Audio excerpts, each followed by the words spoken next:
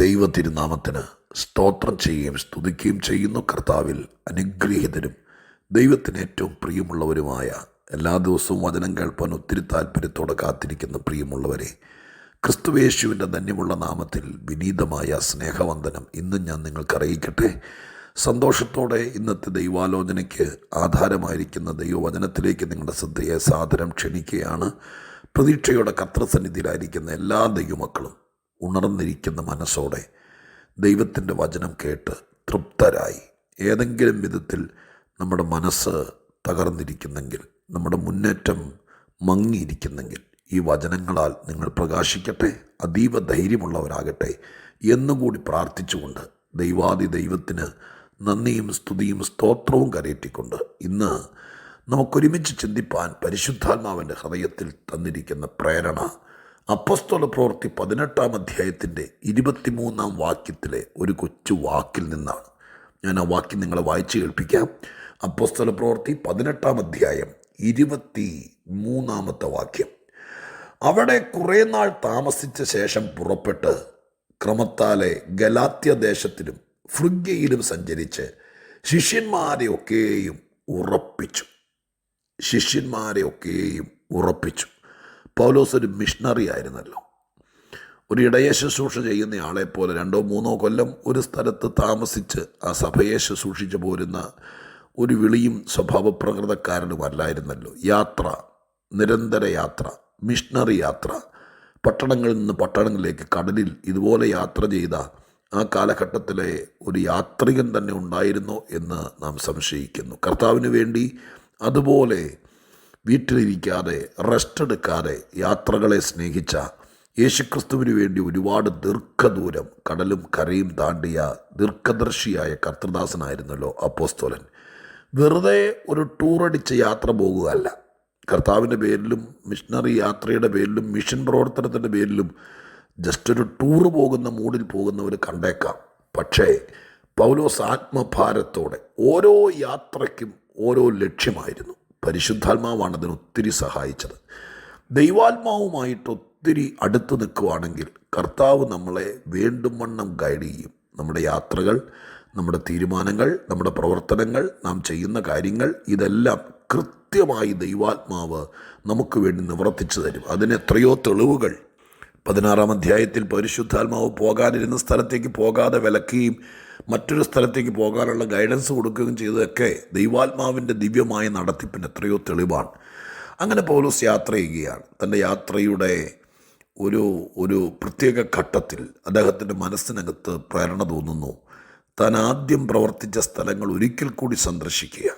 സന്ദർശിച്ച് വിശ്വാസത്തിലേക്ക് വന്ന പുതിയ വിശ്വാസികൾ, അവരുടെ വിശ്വാസം എങ്ങനെയായിരിക്കുന്നു, അവർ കർത്താവുമായിട്ടുള്ള ബന്ധം, സഭാജീവിതം, ഇതൊക്കെ കണ്ട് ഇനി എന്തെങ്കിലും കാര്യങ്ങൾ പോരായ്മയായിട്ടുണ്ടെങ്കിൽ അതോടെ പറഞ്ഞു കൊടുത്ത് അവരെ നിലനിർത്തുക എന്നുള്ള ഉദ്ദേശത്തോടെ ദൈവാത്മപ്രേരിതനായിട്ട് യാത്ര ചെയ്യുകയാണ്. ആ പാരഗ്രാഫ് മുഴുവൻ അഥവാ 18 മുതൽ നോക്കിയാൽ ഒത്തിരി പട്ടണങ്ങൾ അദ്ദേഹം താണ്ടി. ഇവിടെ ഗലാത്യ ഫ്രിഗ്യ ദേശത്ത് സഞ്ചരിച്ച് അവിടെ എഴുതിയിരിക്കുന്നൊരു വാക്കിങ്ങനെയാണ്: ശിഷ്യന്മാരെ ഉറപ്പിച്ചു.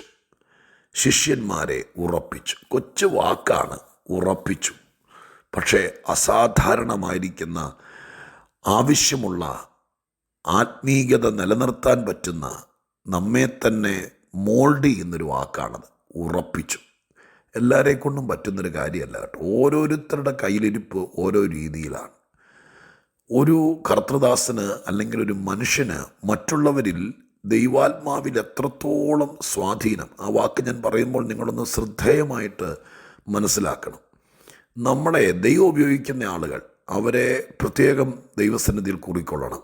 വെറുതെ ഒരുപാട് ആളുകൾ ലോകത്തിൽ കണ്ടേക്കാം, ഇൻസ്പിറേഷൻ നൽകുന്നവർ, അതുപോലെ നമ്മളെ ഓരോ കാര്യത്തിൽ, അതൊക്കെ നല്ല കാര്യം, അവരെ കൊണ്ട് ചെയ്യാൻ പറ്റുന്നതൊക്കെ ചെയ്യുന്നുണ്ട്. പക്ഷേ ഈ പൗലോസിൽ നിക്ഷിപ്തമായിരിക്കുന്ന അസാധാരണ കഴിവുകൾ ഞാൻ വളരെ ശ്രദ്ധിച്ചിട്ടുണ്ട്. അദ്ദേഹത്തിന് ഏത് വിധ ആളുകളുടെ മേലും ദൈവാത്മാവിനാൽ ദൈവം കൊടുത്തിരിക്കുന്ന സ്വാധീനം, ശുശ്രൂഷാ തലത്തിലെ സ്വാധീനം, അയ്യോ അപാരമാണ്. ഇവിടെ ഈ വാക്ക് കണ്ടോ, ശിഷ്യന്മാരെ ഉറപ്പിച്ചു പോന്നു. പലർക്കും പല രീതിയിലാണ്. ചിലരോട് സംസാരിച്ച് കഴിയുമ്പോൾ നമ്മൾ ആകെപ്പാടെ ഈ ബൈബിളിൽ തന്നെ എഴുതിയിരിക്കുന്ന ചില വാക്കുകൾ ഞാൻ ശ്രദ്ധിച്ചിട്ടുണ്ട്. 2 തിമോത്തിയോസ് 2:18 വായിക്കുന്നത്, ചില ആളുകളെയൊക്കെ ചിലർ മറിച്ച് കളഞ്ഞെന്ന്, വിശ്വാസം മറിച്ച് കളഞ്ഞു എന്ന് പറഞ്ഞാൽ എന്തെങ്കിലുമൊക്കെ പറഞ്ഞ് നിരാശപ്പെടുത്തി, ഭാരപ്പെടുത്തി, വിശ്വസിച്ചതുകൊണ്ട് പ്രയോജനമില്ല എന്നാക്കി തീർക്കുന്നതാണല്ലോ ഈ മറിപ്പെന്ന് പറയുന്നത്. അങ്ങനെ വിശ്വാസത്തിൽ നിന്ന ആളുകളെ പറഞ്ഞ് തള്ളിമറിക്കുകയല്ലല്ലോ, വടം കെട്ടി വലിച്ച് എല്ലാവരും കൂടി താഴെ ചോട് വെട്ടുമല്ലോ, വർത്താനം പറഞ്ഞ് തന്നെ മറിക്കാന്ന്, വർത്താനം പറഞ്ഞ് തന്നെ മറിച്ച് കളഞ്ഞു. അതുപോലെ തന്നെ അപ്പോസ്തലപ്രവൃത്തി 17:13 നോക്കുമ്പോൾ ചിലർ കൂടി ചിലരെ ഇളക്കിക്കളഞ്ഞെന്നുണ്ട്.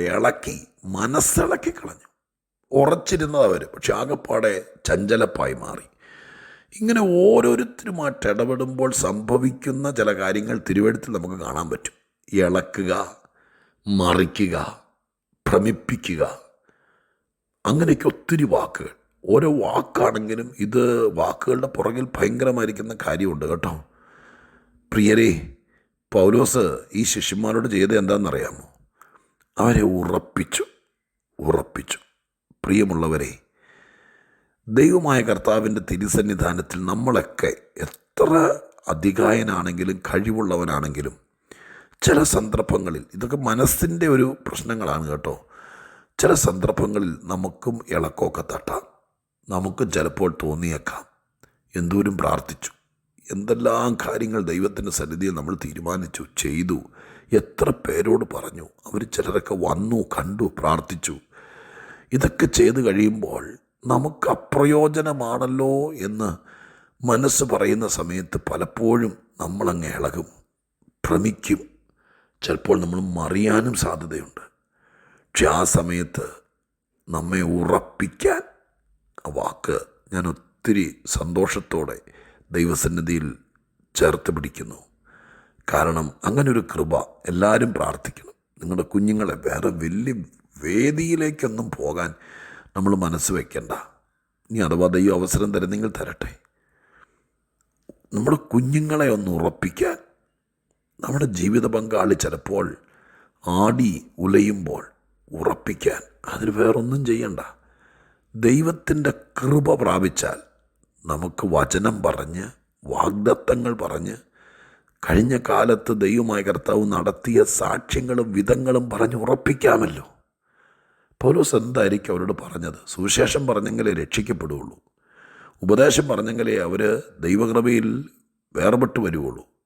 പിന്നെ ഉറപ്പിക്കാൻ എന്തായിരിക്കും? ഇപ്പോൾ ഓരോ കാര്യങ്ങൾക്കും ഒരു ദൈവദാസൻ്റെ കയ്യിൽ ഓപ്പറേഷൻ ചെയ്യാനുള്ള കത്തിയും ബ്ലേഡും തുന്നിക്കെട്ടാനുള്ള സൂചിയും മാത്രമല്ല, ഇദ്ദേഹത്തിൻ്റെ കയ്യിൽ പലതരം വാക്കുകൾ. പൗലോസ് കൊരിന്ത്യരോട് പറയുന്നുണ്ട്, അവർ ജ്ഞാനമുള്ളവരുടെ നടുവിൽ ദൈവത്തിൻ്റെ ജ്ഞാനമത്രേ, തികഞ്ഞവരുടെ നടുവിൽ ഞങ്ങൾ ജ്ഞാനമത്രേ പ്രസ്താവിക്കുന്നത്. അപ്പം അദ്ദേഹം തരം കണ്ട് ദൈവത്തിൻ്റെ വചനം പറയാൻ കഴിവുള്ള ആളാണ്. ഇപ്പം ഇവിടെ വന്നപ്പോൾ അദ്ദേഹത്തിന് മനസ്സിലായി, എന്തോ കാര്യം കൊണ്ട്, ഏതോ വശത്ത് നിന്ന് വന്ന ചെറിയ പ്രയാസം കൊണ്ട് ഇവിടുത്തെ ആളുകൾ ഒന്ന് ആടി നിൽക്കുകയാണ് എന്ന് കണ്ടപ്പോൾ അദ്ദേഹം പറഞ്ഞുറപ്പിച്ചു. പ്രിയരെ, ദൈവത്തിൻ്റെ വചനത്തിനും വചനം ശുശ്രൂഷിക്കുന്നവർക്കും ദൈവത്തിൻ്റെ കയ്യിൽ പ്രയോജനപ്പെടുന്നവർക്കും ദൈവം കൊടുത്തിരിക്കുന്ന അസാധാരണ കഴിവുകൾ. നമ്മളൊരു കാര്യം, ഞാൻ ഇന്നിത് പറഞ്ഞതിൻ്റെ ഉദ്ദേശം ഇത്രയേ ഉള്ളൂ. ഈ ലോകത്തിൽ ഇളക്കുന്നവരുണ്ട്, ഭ്രമിപ്പിക്കുന്നവരുണ്ട്, മറിക്കുന്നവരുണ്ട്, ചുവട് തന്നെ വേരോടെ പറിക്കുന്നവരുണ്ട്. പക്ഷേ ഇതിനിടയിൽ ഉറപ്പിക്കുന്നവരുണ്ട് കേട്ടോ. പൗലോസിൻ്റെ പണി പെടത്തിക്കളയാന്നുള്ളതല്ലായിരുന്നു, ചവിട്ടി ഒതുക്കുക എന്നുള്ളതല്ലായിരുന്നു, ഉറപ്പിക്കുക. ഞാൻ ബൈബിളിൽ നിന്ന് പഠിച്ച ഒരു കാര്യമുണ്ട്. ഉറയ്ക്കുക അല്ലെങ്കിൽ ഉറപ്പിക്കുക എന്നുള്ള വാക്ക് ലേഖനങ്ങളിൽ അനേക പ്രാവശ്യം അപ്പോസ്തലന്മാരെ കൊണ്ട് എഴുതിപ്പിച്ചിട്ടുണ്ട്. അതിനോട് ബന്ധപ്പെട്ട്, ഉറപ്പിനോട് ബന്ധപ്പെട്ട് എഴുതിയിരിക്കുന്നത് ഭയങ്കരമായി പരിശുദ്ധാത്മ സഹായത്തെക്കുറിച്ചാണ്. ഞങ്ങളെ നിങ്ങളോടുകൂടെ ക്രിസ്തുവിൽ ഉറപ്പിക്കുന്നതും നിങ്ങളെ അഭിഷേകം ചെയ്തതും ദൈവമല്ലോ. സത്യദൈവത്തിൽ വിശ്വസിക്കുന്നവർ ഉറച്ചു നിന്ന് വീര്യം പ്രവർത്തിക്കും. അപ്പോൾ ഈ ഉറപ്പ് എന്നുള്ള വാക്ക് വരുന്നിടത്തെല്ലാം ഞാൻ കണ്ടിരിക്കുന്നത് എന്താണെന്നറിയാമോ? അവരെ ദൈവം, ഉറച്ചവരെ ദൈവം അങ്ങ് ഉപയോഗിക്കും. ഉറച്ചവരെ ദൈവം അങ്ങ് സഹായിക്കും. ഉറച്ചവരുടെ മേൽ ദൈവാത്മാവിനെ അയക്കും. ഉറച്ചവർക്ക് അഭിഷേകം കൊടുക്കും. അപ്പം നമ്മളൊരു പരുവത്തിനെന്നും ഈ പ്രാർത്ഥനയും കൂട്ടായ്മയും ദൈവത്തെ വിശ്വാസവും സ്വോത്രാഴ്ച കൊടുക്കലൊക്കെ ഉണ്ടെങ്കിലും എല്ലാ കാലത്തും നമ്മളിങ്ങനെ പല്ലാടി നിൽക്കുന്നത് പോലെ ആടി നിൽക്കുവാണെങ്കിൽ എന്തെങ്കിലും ചവയ്ക്കാൻ പറ്റുമോ? എന്നും ഇങ്ങനെ ആകണമെന്ന് ആഗ്രഹിക്കുന്ന ഏതോ ശക്തി പുറകിലുണ്ട്, ദുഷ്ടാത്മവ്യാപാരം. പക്ഷെ അതിനെതിരെ കർത്താവിൻ്റെ വചനം കൊണ്ടും ദൈവത്തിൻ്റെ സ്നേഹം കൊണ്ടും നിങ്ങളെ ഉറപ്പിക്കാൻ സ്വർഗം ആരും പറയാതെ ദൈവം പറഞ്ഞിട്ട് അടുക്കൽ വരുന്ന ദൈവദാസന്മാർ കാണും. പ്രാർത്ഥിക്കുക. നിങ്ങൾക്ക് ഒന്ന് ഉറയ്ക്കണമെന്ന് ആഗ്രഹമുണ്ടോ? നിങ്ങളുടെ കുഞ്ഞിനെ ഒന്ന് ഉറപ്പിക്കണമെന്ന് ആഗ്രഹമുണ്ടോ? നിങ്ങളുടെ ചർച്ചിൽ ആരെങ്കിലും, നിങ്ങൾക്ക് ഏറ്റവും അടുത്തൊരു സുഹൃത്തിനെ, ഒരു കർത്തൃദാസനെ, നിങ്ങൾ ആ ദൈവത്തോട് കൃപ ചോദിക്കും. ദൈവമേ, ചുമ്മാ അതും ഇതും പറഞ്ഞ് ഇളക്കാതെ. നിങ്ങൾ ഉപദേശിമാരോട് തന്നെ പലപ്പോൾ വെറുതെ പറഞ്ഞ് ഇളക്കാൻ എളുപ്പമാണ്, പക്ഷെ ഉറപ്പിക്കാൻ ഭയങ്കര പാടാണ്. നമുക്ക് ഉറപ്പിക്കുന്നവരാകാം. ഞാൻ നിങ്ങളെ ഈ സന്ദേശങ്ങളിൽ കൂടെയൊക്കെ മാക്സിമം ശ്രമിച്ചിട്ടുള്ളത് ഭ്രമിപ്പിക്കാനല്ല, ഇളക്കാനല്ല, ഉറപ്പിക്കാനാണ്. ഉറയ്ക്ക്, ദൈവത്തിൽ ഉറയ്ക്ക്, വിശ്വാസത്തിൽ ഉറയ്ക്ക്, ഉപദേശത്തിൽ ഉറയ്ക്ക്, ദൈവകൃപയിൽ ഉറയ്ക്ക്, ക്രിസ്തുവിൽ ഉറയ്ക്ക്, കൂട്ടായ്മയിൽ ഉറയ്ക്ക്. അത് കഴിയുമ്പോൾ കർത്താവ് നിങ്ങളുടെ മേൽ ആത്മപകർച്ച അയച്ച് ദൈവം തൻ്റെ മഹത്വം വെളിപ്പെടുത്തും. ഉറയ്ക്കാതിരിക്കല്ലേ, ഉറയ്ക്ക്. ഇല്ലെങ്കിൽ ഉറപ്പിക്കുന്നവരെ നിങ്ങൾ കണ്ടുപിടിച്ച് അവരുമായി സമ്പർക്കം പുലർത്ത്. നിങ്ങൾ ഉറയ്ക്കട്ടെ, നിങ്ങൾ ഉന്നതരാകട്ടെ, ഉന്മേഷത്തോടെ ദൈവത്തിന് വേണ്ടി നിൽപ്പാനിടയാകട്ടെ.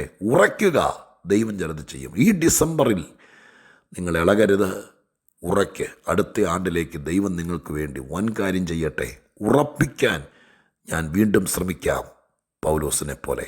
ഇപ്പോൾ പ്രാർത്ഥിക്കാം. പരിശുദ്ധ ദൈവമേ, ഞങ്ങളുടെ സ്വർഗീയ പിതാവേ, ദൈവകൃപയിൽ വന്നിട്ട് സംശയം കൊണ്ടും അവിശ്വാസം കൊണ്ടും ആടി നിൽക്കുന്ന ആരെങ്കിലും ഉണ്ടെങ്കിൽ ദൈവം അവരിൽ പ്രവൃത്തി ആരംഭിക്കില്ല. ഉറച്ചവരുടെ മേൽ ദൈവം ആത്മവർഷം ചൊരിയുമെന്ന് ഞങ്ങൾ തിരുവെഴുത്തിലൂടെ മനസ്സിലാക്കുന്നു. കർത്താവേ, എന്തെങ്കിലുമൊക്കെ കേട്ട് എന്തെങ്കിലുമൊക്കെ പറഞ്ഞു, അയ്യോ ഇങ്ങനെയാണോ, ഇതാണോ, ഇങ്ങനെയാണെങ്കിൽ എന്തിനാ എന്നൊക്കെ ചിന്തിച്ച് ഇളകിപ്പോകുന്ന ആരെങ്കിലും ഉണ്ടെങ്കിൽ അവരിൽ ദൈവപ്രവൃത്തി നടക്കാതിരിക്കാൻ പിശാച് ചെയ്യുന്ന ആട്ടമാണിതെന്ന് മനസ്സിലാക്കി അവരെ ഉറപ്പിക്കാൻ കർത്താവ് കൃപ ചെയ്യണം. അവർ ഉറയ്ക്കട്ടെ, ഈ ദിവസങ്ങളിൽ ഉറയ്ക്കട്ടെ. പ്രാർത്ഥിച്ചും വചനം കേട്ടു ഉറയ്ക്കട്ടെ അപ്പ. ഉറച്ചവർക്കുള്ള നന്മയും അനുഗ്രഹം അവർക്ക് കൊടുക്കണമെന്ന് പ്രാർത്ഥിക്കുന്നു. യേശു ക്രിസ്തുവിൻ്റെ നാമത്തിൽ അനുഗ്രഹിച്ച് പ്രാർത്ഥിക്കുന്നു. കേൾക്കണമേ പിതാവേ. ആമേൻ.